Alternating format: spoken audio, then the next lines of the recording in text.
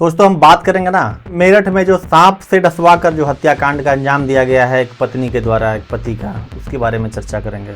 बात है वर्ष 2016-17 का था। उत्तर प्रदेश का मेरठ जिला का हस्तिनापुर थाना क्षेत्र में अतुल पवार और दामिनी ना से पहले परिचित होता है।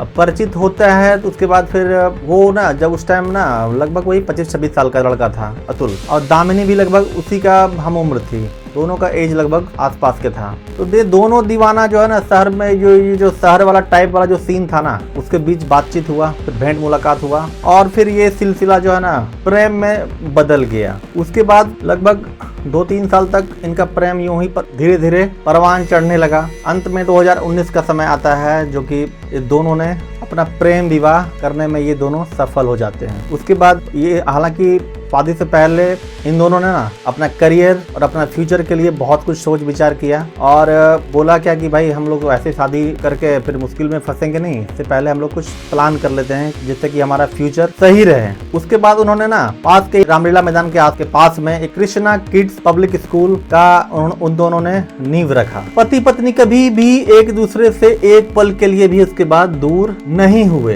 क्योंकि एक ही स्कूल में दोनों को जाना था पढ़ाने के लिए, उसके बाद दोनों को घर आना था। ये सिलसिला जो है ना अच्छा समय तक चलता रहा। बहुत हंसी खुशी परिवार अपना उनका समय बीतता गया। इस बीच में उनका एक लड़का भी हुआ, तो फैमिली मानो कि इनका लगभग कंप्लीट हो गया। इनके लाइफ में और खुशी फैल गया। उसके बाद जो है ना जब धीरे धीरे समय जब बीतता गया ना सब कुछ चकाचक था। स्कूल भी बढ़िया चल रहा था, कमाई धमाई भी बढ़िया हो रहा था, अपना लाइफ को मतलब ये एंजॉय कर रहे थे अच्छा से। और इधर जो अतुल था वो भी अपना भविष्य को और अच्छा बनाने के लिए ना पूरा जी जान से लगा हुआ था। जगह जगह कुछ इन्वेस्टमेंट भी कर रहा था, इंश्योरेंस भी करवाया था 20 लाख रुपए का। लेकिन वो क्या होता है ना कि जब औरत इंडिपेंडेंट वाला जब उनको लगता है ना कि हम इंडिपेंडेंट हो गए हैं तो उनके अंदर पता नहीं ना कुछ भूत प्रेत चढ़ जाता है। उसके बाद इनको लगता है ना कि कुछ अब एक्स्ट्रा करिकुलर एक्टिविटीज करना चाहिए और उसके लिए वो फिर हो जाती है पूरा बाध्य कि नहीं हमको ये चीजें करनी ही करनी है। जो मात्र 5 साल पहले इसने ना लव मैरिज किया था ना अपना माँ बाप से बगावत करके, उसको अब वही प्रेम में ना अब स्वाद लगने लगा कम, नमक लगने लगा उसमें कम, मसाला पूरा फीका, एकदम से फीका फीका वाला स्वाद उसको लगने लगा अपना ये करंट मैरिड लाइफ। उसके बाद इसको ना कुछ अलग ही एक्सपीरियंस चाहिए था, कुछ अलग ही किक इसको जाना चाहिए था। 5 साल के बाद दामिनी बिल्कुल ना वो अंदर से एकदम से बदल गई। अतुल के लिए लगा जो शादी से पहले और शादी के बाद जो कुछ साल में था ना वो लगाव, वो दीवानापन ना, वो पागलपन, वो जोश, वो फुर्ती, वो पॉजिटिवनेस, वो सब कुछ इसको लगने लगा कि सब एकदम से खत्म हो गया है। उसको तो लग रहा था कि अतुल का कोई प्यार अब ना उसका वो चटपटापन ना अब लग रहा है कि कुछ डाइट करने चला गया है। उसमें कुछ उसको दिखता था ही नहीं कि ये जो पहले था अतुल, क्योंकि वो तो बेचारे भाई जब किसी का घर गृहस्थी जब बस जाता है ना तो उसको लगता है अपना भविष्य में वो अपना के बारे में ज्यादा सोचता है और होना भी चाहिए। दामिनी को ना इसका फिर ये बेस्वाद जो हो रहा था इसका प्रेम ना, तो इसका जो कारण था ना इसका जो कारण बन रहा था उसी के स्कूल का जो ड्राइवर था तुषार, ये उसका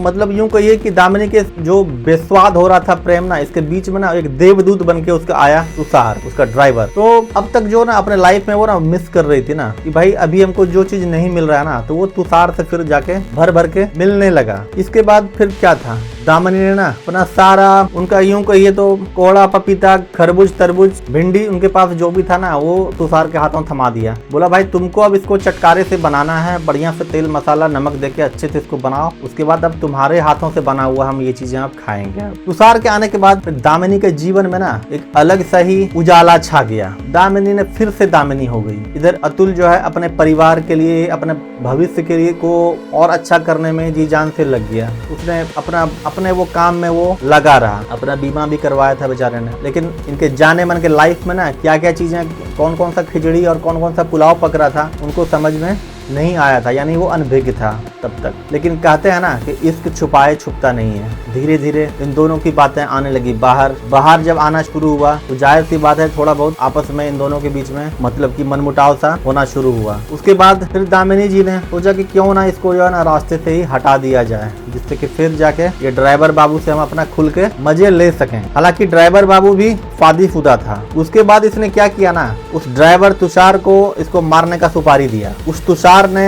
अतुल को एक बार अर्टिगा कार से सड़क पर धक्का मारकर जान मारने का भी कोशिश किया, लेकिन उस टाइम हेलमेट पहना हुआ था अतुल, तो उसका जान बच गया। चूंकि कोई समझ में नहीं आया कि किसने मारा, क्या हुआ नहीं हुआ, तो मामला ये ठंडा हो गया। चूंकि उसको ज्यादा चोट भी नहीं आया था तो अपना नॉर्मल सा फिर रूटीन हो गया। लेकिन ठीक 20 दिन के बाद जो है ना, एक ऐसा उसी 20 दिन के दरमियान में दामिनी ने ये तुषार के साथ मिलकर एक ऐसा खौफनाक और बहुत ही यूं कहिए तो एक घटिया प्लान तैयार किया, मतलब कि बहुत ही घिनौना प्लान तैयार किया उसको मारने का। जो तुषार था ड्राइवर, इसने अपने 2 दोस्त के साथ मिलके, एक सोनू था एक और कोई था, प्लान किया कि इसको सांप से डसवा कर मारेंगे। तो फिर सांप खरीदने का फिर इसने जो है ना जुगाड़ किया, सांप खरीदा। सांप खरीदने के बाद उसको बेड पर उसका दामिनी ने छोड़ दिया रात में। चूंकि इसको लगा था कि सांप काटेगा तो हो हल्ला मचेगा, उठ जाएगा, जगेगा, अस्पताल जाएगा, हो सकता है बच भी जाए। तो उन सब चीजों को ना सारा ऐसा प्लान किया था कि वो जो अतुल था वो बिल्कुल भी ना बच सके। उसके लिए क्या किया था, रात में सोने के समय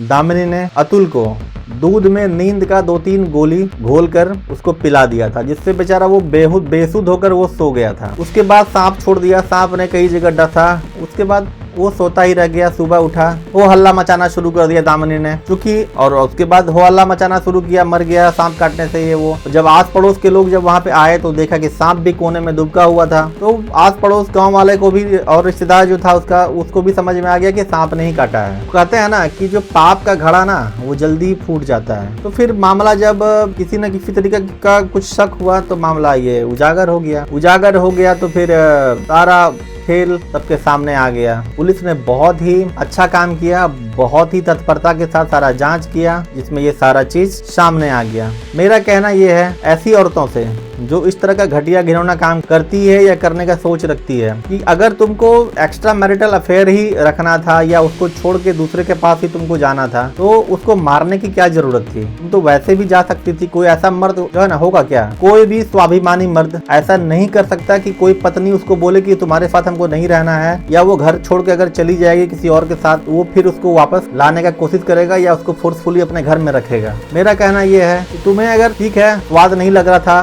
बेचारे अतुल के साथ, तो तुम दूसरे के साथ चली जाती, उसको मारने की क्या जरूरत थी? आज दोस्तों, आज देश भर के कोने कोने में ना इस तरह की खबरें सामने आ रही है। कहीं ड्रम में अपने पति को मार के सीमेंट से भर देता है, कहीं पहाड़ से धक्का दे रहा है, कहीं झरने से धकेल दे रहा है, कहीं पर काट काट के किचन में टाइल्स के भीतर छुपा दे रहा है। तो कहाँ जा रहा है हमारा देश? एक समय था, हम लोग कहानी सुनते हैं कि हमारा देश पति सावित्री ऐसी स्त्रियों से भरा हुआ था, लेकिन वो कहाँ गया, वो संस्कार कहाँ गया, वो सारी चीजें। मेरा यही कहना है कि समाज में तो इतना जल्दी ऐसे ये जो नंगापन जो आया है, ये भसीपना जो समाज में आया है, ये इतनी जल्दी शांत नहीं होने वाला है और इसका दायरा बहुत ज्यादा बढ़ गया है।